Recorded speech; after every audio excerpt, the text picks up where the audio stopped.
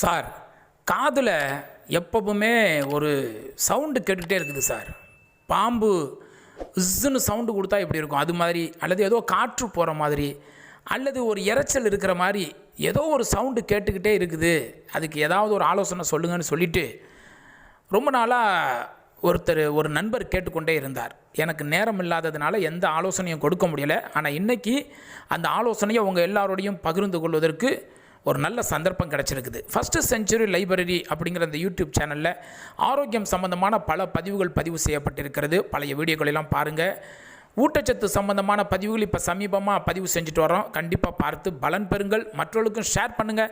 Comments பாக்ஸில் உங்களுடைய கருத்துக்கள், கேள்விகளை பதிவிடுங்கள். ஏதாவது ஆலோசனை வேணும்னா நீங்கள் கண்டிப்பாக எங்களை தொடர்பு கொள்ளலாம் டிஸ்கிரிப்ஷனை பார்த்து. அதே மாதிரி பெல் பட்டனையும் லைக் பட்டனையும் ப்ரெஸ் பண்ணிடுங்க. தொடர்ந்து நோட்டிஃபிகேஷன் வரும். கண்டிப்பாக லைக் பட்டனை நீங்கள் ப்ரெஸ் பண்ணுங்கள். ஏன்னா அது அடுத்தவங்களுக்கு ஷேர் ஆகிறதுக்கு ஒரு வாய்ப்பு அமையும். டினிட்டஸ் அப்படிங்கன்னு சொல்லக்கூடிய இந்த வியாதி பேர், இந்த ஒரு அறிகுறி பேர் டினிட்டஸ். அதாவது காதில் ஒரு சவுண்டு கேட்டுக்கிட்டே இருக்கும். பாம்பு இஸ்ஸுன்னு படம் எடுத்து ஆடும் பொழுது சத்தம் கேட்கும் பார்த்தீங்களா, அப்படி. அல்லது ஏதோ ஒரு சின்னதாக ஒரு சவுண்டு இருந்துக்கிட்டே இருக்கிற மாதிரி இருக்கும். சில சமயத்தில் காதே கேட்காது. இது மாத்திரமில்லை, இதோடு சம்பந்தமான வெர்டிகோ அப்படின்னு சொல்லக்கூடிய, அதாவது தலையை மேலே தூக்கி பார்த்தோன்னு சொல்லியாச்சுன்னா உடனே ஒரு மயக்கம் வரும். பொருட்கள் எல்லாமே ஏதோ ரைட் சைடு அப்படி நகர்ந்து போகிற மாதிரி தெரியும். கன்ஃபியூஷனான மைண்ட் இருக்கும். அதை இன்னும் சொல்லிகிட்டே போகலாம். அதாவது தலை, மூளை பகுதி, காது இது எல்லாமே பாதிக்கப்பட்டிருக்குதுன்னு வச்சுக்கிடுவோமே. அதற்கு ஒரு ஏற்ற மருந்து ஹோமியோபதியில் இருக்குதுங்க.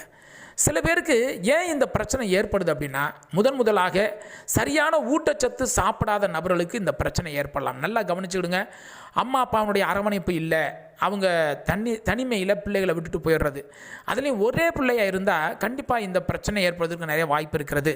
ஏனென்றால் ஊட்டச்சத்து குறைபாடுனால இது வருவதற்கு நிறைய வாய்ப்பு இருக்கிறது. சிறு பிள்ளையிலேருந்தே இந்த பிரச்சனை இருக்கும், ஆனால் நமக்கு தெரியாது. ஒரு குறிப்பிட்ட வயசுக்கு அப்புறம் கண்டிப்பாக இந்த பிரச்சனை வெளியில் தலை தூக்க ஆரம்பிக்கும். இரண்டாவது, காதில் இருக்கக்கூடிய ஜவ்வு பகுதிகள், அந்த ஏர் ட்ரம்னு சொல்கிறாங்க இல்லைங்களா, அந்த காது ஜவ்வு, செவிப்பட்டறை அப்படின்னு சொல்லுவாங்க. அதில் ஏதாவது இன்ஃபெக்ஷன் எதுவும் இருந்தால் கூட கண்டிப்பாக இந்த பிரச்சனை ஏற்படலாம். அடுத்ததாக, ஏதாவது அழுக்கு ஏதாவது காதில் இருக்குதா அப்படின்னு செக் பண்ணி பார்க்கணும். வருஷத்துக்கு ஒரு தடவை காது டாக்டரை போய் நம்ம பார்த்தோம்னா, இஎன்டி டாக்டர்னு சொல்கிறாங்க இல்லையா, அப்போ நம்ம போய் பார்த்தோம் அப்படின்னு சொல்லியாச்சுன்னா கண்டிப்பாக அவர் உள்ள ஏதாவது இயர் வேக்ஸ்ன்னு சொல்லுவாங்க இல்லையா, காது அழுக்கு ஏதாவது இருந்ததுன்னா அதை அப்படி கவனமாக எடுப்பார். சில சமயத்தில் நம்ம எடுக்கலாம் அப்படின்னு சொல்லிட்டு முயற்சி பண்ணி அதை திரும்ப உள்ளே தள்ளி விட்டுருவோம். ஒருவேளை அந்த வேக்ஸை, அந்த காதில் இருக்கக்கூடிய அழுக்கை வெளியில் எடுத்துட்டா கூட இந்த பிரச்சனை தாராளமாகவே நின்றும்.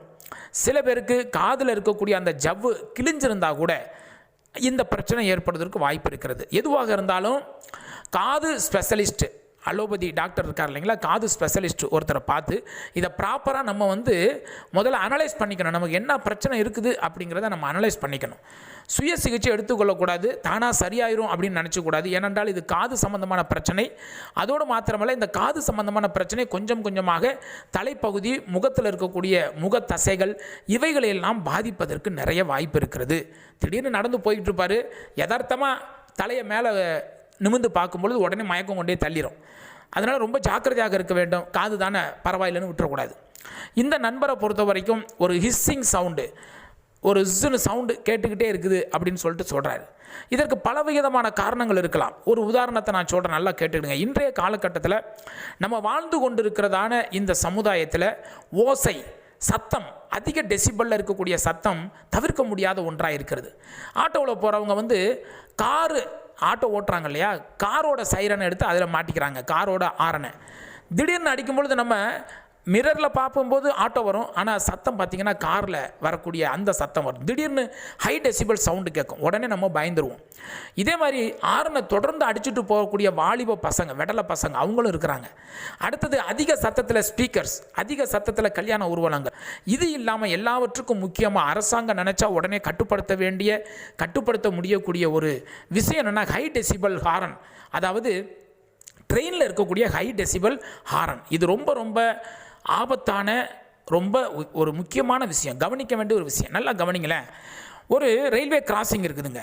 அந்த ரயில்வே கிராசிங்கில் இரவும் பகலும் டியூட்டி மாறிக்கிட்டே இருக்கிறாங்க. அங்கே வேலை செய்யக்கூடிய, அந்த கிராசிங்கில் வேலை செய்யக்கூடிய நபர்கள் அவங்க ப்ராப்பராக வேலை செஞ்சிட்ருக்காங்க. சைரன் அடிக்கிறாங்க, கேட்டை போடுறாங்க. இதை எல்லாமே தாண்டி அந்த மக்கள் அந்த கிராசிங்கை தாண்டி தாண்டி போயிட்டு வந்துட்டுருக்குறாங்க. இதனால் என்னங்க பிரச்சனை அப்படின்னு நீங்கள் கேட்கலாம். நல்லா கவனிங்க. ட்ரெயின் வருது. வெளிநாடுகளில் வந்து ட்ரெயின் வர்றதும் தெரியாது, போகிறதும் தெரியாது, நிற்கிறதும் தெரியாது. ஆனால் இந்தியாவில் மட்டும் ட்ரெயினோட சத்தம் சாதாரணமாக ஹாரன் அடிக்காமையே ட்ரெயினோட சத்தம் டெசிபல் அதிகமாக தான் இருக்கும். ஹை டெசிபலில் தான் இருக்குது ட்ரெயினோட அந்த வீல் சத்தம், அந்த ட்ராக்கில் போகிற சத்தமே அதிகமாக தான் இருக்குது. இது இல்லாமல் ட்ரெயின் டிரைவர்ஸ் ஹாரன் அடிக்கிறது. ஏன் ஹாரன் அடிக்கிறாங்க? அந்த கிராசிங்கில் மக்கள் நடந்து போகிறாங்க. இப்போ நல்லா கவனிங்க. இந்த கிராசிங்க்கு பக்கத்தில், இந்த ரயில்வே ட்ராக்கு பக்கத்தில் இந்தியா முழுவதும் எத்தனையோ மருத்துவமனைகள், எத்தனையோ ஸ்கூல்ஸ் இருக்குது, எத்தனையோ அப்பார்ட்மெண்ட்ஸ் இருக்கிறாங்க, எத்தனையோ குடியிருப்பு பகுதிகள் எல்லாமே இருக்குது. ஆனாலும் கூட இந்த ட்ரெயின் டிரைவர்ஸ் இயக்குகிற அந்த ஆரன் சத்தம் அது யாராலையும் கட்டுப்படுத்த முடியல. அவங்களை கேட்டால் என்ன சொல்லுவாங்க? பாருங்கள், பொதுமக்கள் கிராஸ் பண்ணி போகிறாங்க, அவங்களுக்காக நாங்கள் அடிக்கிறோம். பொதுமக்கள் சட்டத்தை மதிக்காமல் ட்ரெயின் கேட்டு போட்டாச்சு, அதுக்குன்னு 2 பேர் போட்டாச்சு, போலீஸையும் சில பேர் போட்டால் கூட கட்டுப்படுத்த முடியலை. இப்போ இதனால் என்ன ஆகுதுன்னா, வருஷம் 365 நாளும் பல வருடங்களாக அந்த பகுதிகளில் குடியிருக்கக்கூடிய மக்களுக்கு இந்த பிரச்சனை ஏற்படலாம். டினிட்டஸ் அப்படிங்கிற அந்த பிரச்சனை, அதோடு சேர்ந்து வெர்டிகோ, இன்னும் பல பிரச்சனைகள் ஏற்படும்.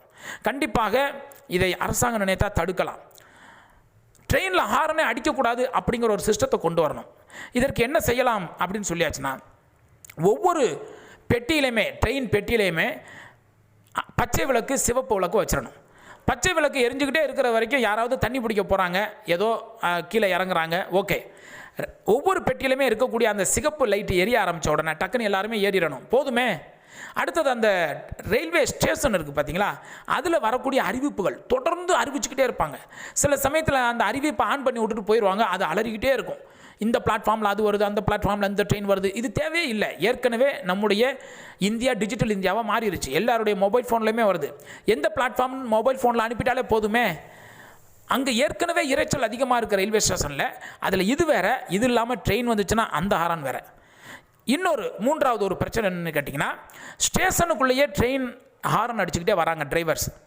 அந்த ஸ்டேஷனில் என்ன பண்ணணும்னா, ஒரு குறிப்பிட்ட தொலைவில், குறிப்பிட்ட தூரம் வரைக்கும் ஒரு சிகப்பு பட்டி, ஒரு சிகப்பு அடையாளத்தை வரைஞ்சி வச்சிடணும், நீள் வாக்கில் வரைஞ்சி வச்சிடணும். இந்த சிகப்பை தாண்டி யாருமே போகக்கூடாது.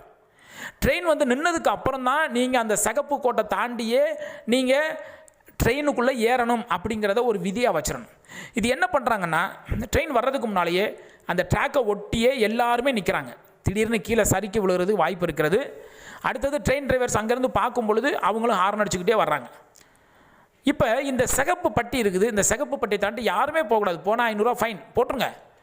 எப்படியெல்லாம் ட்ரெயினில் நம்ம இந்தியா முழுவதுமே ட்ரெயின் ஹாரனை நம்ம குறைக்கலாம் அப்படிங்கிறத அரசாங்கம் கண்டிப்பாக கவனத்தில் எடுத்துக்கொள்ளணும். இது சீரியஸான பிரச்சனை. ஏனென்றால் காதில் ஆரம்பிக்கிற பிரச்சனை தலை மயக்கம், இன்னும் பல பிரச்சனைகளை உண்டாக்கும். இதை இப்படியே விட்டுற முடியாது. இதற்கு நிரந்தரமான சிகிச்சை இருக்குதா அப்படின்னாலும் கூடுமான வரைக்கும் நிரந்தரமான சிகிச்சை இல்லை. ஆனால் வராமல் தடுக்கலாமே. அதிகமான சத்தத்தை நம்மளும் எழுப்பக்கூடாது. நம்ம போகிற 2 வீலரில் தேவைக்கு தான் ஹாரன் அடிக்கணும். அதுவும் ஒரு சிங்கிள் ஹாரன் தான் அடிக்கணும், அடிச்சுக்கிட்டே இருக்கிறது கூடாது.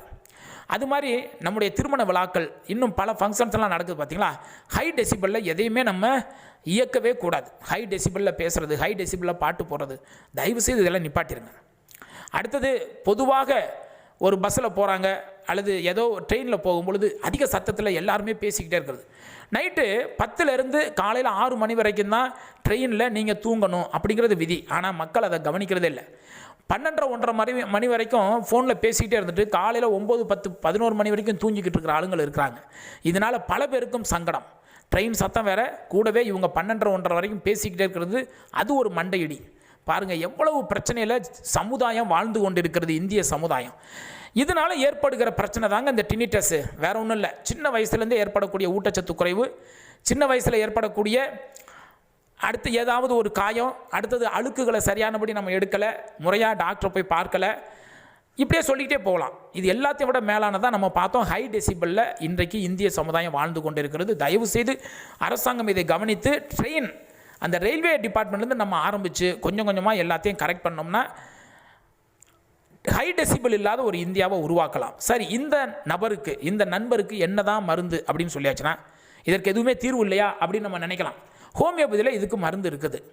அதாவது நேட்ரம் சாலிசிலிக்கம் அப்படிங்கிற ஒரு மருந்து இருக்குது. நேட்ரம் சாலிசிலிக்கம் அப்படிங்கிற மருந்து ரொம்ப அருமையான மருந்துங்க. ரொம்ப ரொம்ப அருமையாக வேலை செய்யும், நுட்பமாக வேலை செய்யும் இந்த மருந்து. ஏனென்றால் இந்த டினிட்டஸ்ங்கிறது ஒரு நுட்பமான நோய். அதனால் இந்த மருந்து ரொம்ப நுட்பமாக வேலை செய்யக்கூடிய ஒரு மருந்து, நேட்ரம் சாலிசிலிக்கம். தயவு செய்து சுய சிகிச்சை எடுத்துக்காங்க. போயிட்டு ஹோமியோபதி மருந்து கடையில் வாங்கி இதை சாப்பிட்லாம் அப்படின்னு நினைக்காங்க. முறையாக ஹோமியோபதி டாக்டரை போய் பாருங்கள். பிஹெச்எம்எஸ் படித்த டாக்டரை போய் பார்த்து உங்களுடைய பிரச்சனைகளெல்லாம் சொல்லுங்கள். அவர் கவனமாக கேட்டு கரெக்டான மருந்து, இந்த மருந்தை கொடுப்பாரு, அல்லது இதோடு சேர்த்து நட்பு மருந்துகள் கொடுப்பாரு, அல்லது வேறு ஏதாவது ஒரு ஆலோசனைகளையும் உங்களுக்கு சொல்லுவார். ஆனால் ஹோமியோபதியில் மருந்து இருக்குது. தயவு செய்து ஐயோ அங்கே போய் பார்த்தேன் இங்கே போய் பார்த்தாங்க எனக்கு சரி வரல, காசு செலவானதான் மிச்சம்னு அப்படியே விட்டுறாதீங்க. ஏனென்றால் இது காது பிரச்சனை மாத்திரமல்ல, தலையில் இருக்கிற ஒவ்வொரு நரம்புகளையும் பாதிக்கிற பிரச்சனை. அதனால் தயவு செய்து அசால்ட்டாக இருந்துடாதீங்க. அடுத்து ஹை டெசிபிள் விஷயத்தில் ரொம்ப ஜாக்கிரதையாக இருங்க. எவ்வளோ நேரமாக கத்திக்கிட்டே இருக்கிறேன், காது என்ன செவிடா அப்படின்னு காது நம்மள்கிட்ட இல்லை, காதில் ஒரு பிரச்சனை அப்படின்னு சொல்லியாச்சுன்னா நம்ம சாதுவாகவே மாறிடுவோம். எந்த பிரச்சனையும் கேட்காத, எந்த பிரச்சனையிலையும் தலையிடாத, எதுவுமே நடக்காத, எதையும் கேள்விப்படாத ஒரு சாது மாதிரி நம்ம ஆகி போயிடுவோம். அதனால் காதுங்கிறது ரொம்ப மிக முக்கியமான உறுப்புங்க. அசால்ட்டாக இருந்துடாதீங்க. இன்னொரு சந்திப்பில் இன்னொரு ஆரோக்கியம் சம்பந்தமான பதிவோடு உங்களை நாங்கள் சந்திக்கிறோம். அது வரைக்கும் நன்றி கூறி விடைபெறுகிற. நன்றி, வணக்கம். கண்டிப்பாக இந்த ஃபஸ்ட்டு செஞ்சுரி லைப்ரரிங்கிற இந்த சேனலை கண்டிப்பாக நீங்கள் சப்ஸ்கிரைப் பண்ணுங்கள், மற்றவர்களுக்கும் ஷேர் பண்ணுங்கள். கமெண்ட்ஸ் பாக்ஸில் உங்களுடைய கருத்துக்கள், கேள்விகளை பதிவிடுங்கள். பல கேள்விகள் வந்திருக்கிறது, ஒவ்வொன்றாக பதில் சொல்லி கொண்டு வருகிறோம். கண்டிப்பாக லைக் பட்டனை ப்ரெஸ் பண்ணுங்கள். நீங்கள் எவ்வளவு லைக் பட்டனை ப்ரெஸ் பண்ணுறீங்களோ அந்த அளவுக்கு இந்த பதிவானது இன்னும் மற்றவர்களுக்கு ஃபார்வர்ட் ஆகிறதுக்கு நிறைய வாய்ப்பு இருக்கிறது.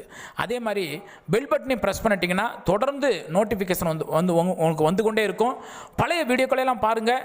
நிறைய பதிவுகள், ஆரோக்கியம் சம்பந்தமான பதிவுகள் நிறைய பதிவு செய்யப்பட்டிருக்கிறது. அந்த பதிவுகளெல்லாம் பார்த்து நீங்கள் பலன் பெறும்படி உங்களை நாங்கள் அன்போடு கேட்டுக்கொள்கிறோம். எந்த பிரச்சனையாக இருந்தாலும் சரி, பக்கத்தில் இருக்கக்கூடிய எளிமையான மருத்துவர்கள், எம்பிபிஎஸ் மருத்துவரை போய் முதல்ல பாருங்கள். அல்ல நான் ஹோமியோபதி தாங்கன்னா பிஹெச்எம்எஸ் டாக்டரை போய் பாருங்கள். சுய சிகிச்சை ஆபத்தானது.